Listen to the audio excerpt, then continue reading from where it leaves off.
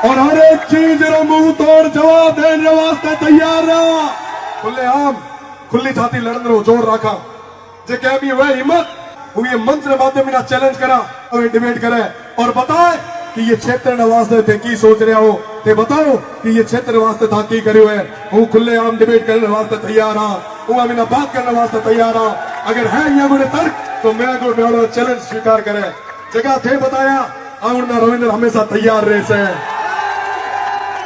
जगह भी था रही उसे टाइम भी था रहा उसे जिसे चुनौती स्थल आज कहा जा रहा है।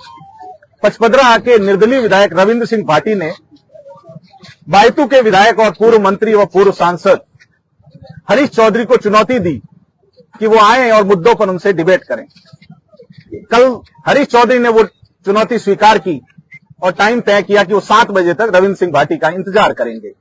हालांकि रविंद्र सिंह भाटी की कुर्सी हमारे पास खाली है, वो आए नहीं। हरीश जी ने आपको चुनौती दी थी कि रिफाइनरी के बाद कल शाम को वो आपका इंतजार कर रहे थे। रिफाइनरी को लेकर आपने आरोप लगाए, तो तमाम चीजों को लेकर हरीश जी का चैलेंज आप एक्सेप्ट करते हैं? बिल्कुल एक्सेप्ट करा हूं। तो कल गए नहीं आप? मैं अपना बताऊं, हमारा चुनाव प्रचार है, ठीक है, आप केमिस्ट्री समझे, आप हमारा बढ़िया लाइमलाइट ले। जगह भी था रही उसे टाइम भी था रहा उसे जगह भी था रही उसे टाइम भी था रहा।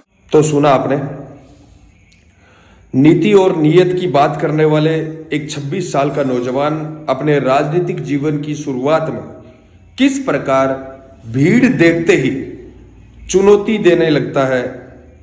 टाइम आपका, जगह आपकी, और सिर्फ तालियां बटोरने के लिए आरोप लगाए जाते हैं। और जब सामने चुनौती स्वीकार कर ली जाती है तब खुद रणछोड़ दास बन जाते हैं।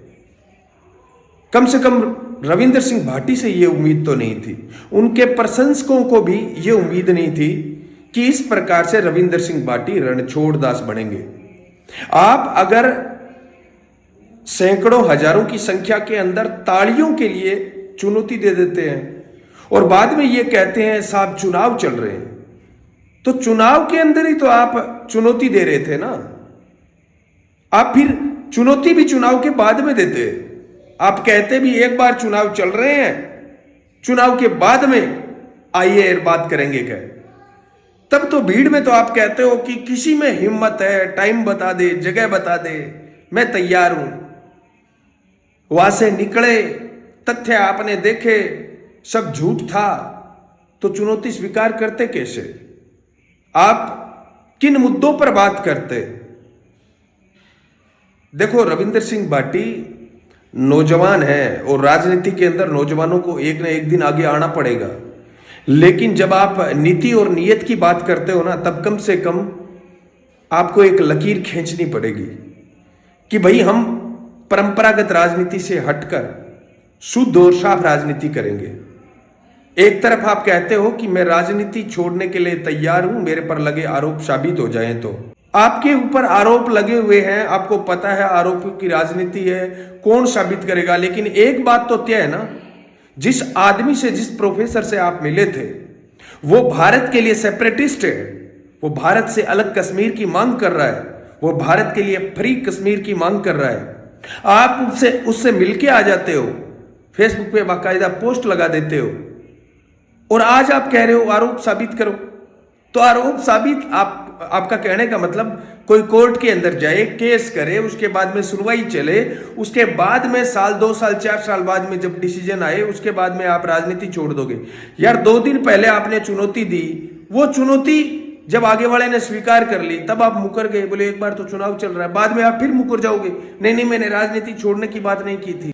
तो कहने का मतलब मेरा ये है कि एक उम्मीद थी इस नौजवान से कि हाँ, लीग से हटकर आप राजनीति करेंगे, आप परंपरागत राजनीति को चुनौती देंगे। मैं ये नहीं कह रहा कि परंपरागत राजनीति के अंदर सब कुछ ठीक चल रहा है, नहीं, सब कुछ ठीक नहीं चल रहा है, लेकिन आप परंपरागत राजनीति से बेहतर बनकर, उसका एक विकल्प बनकर अगर आते हैं कि हाँ मैं कुछ बदलाव करूंगा, आप तो उससे ही 2 कदम आगे निकले, झूठ बोलने में, आरोप लगाने में, मुकरने में।